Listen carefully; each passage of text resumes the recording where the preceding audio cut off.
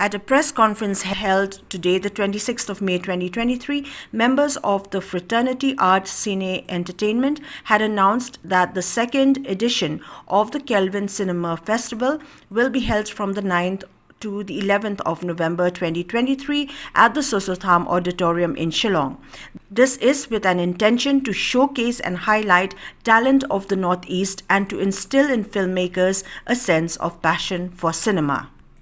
From Meghalaya, and they can make us to a film, be it fiction, documentary, or whatever, for 5 minutes. It could be a film on environment and water issues. It can be any positive stories, negative stories, whatever they feel as a filmmakers, So just to kind of create a focus on particular village. So maybe in next edition we're going to choose other village to have a focus, so that in that way we're also going to build filmmakers from the state.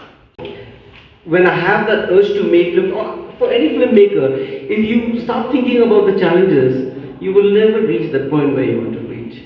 So sometimes what happens, I ignore those challenges, I just move forward. With this controversy that is happening, I think it should have happened, but it happened. So what to do? We cannot do anything about it. Life goes on. Goes on.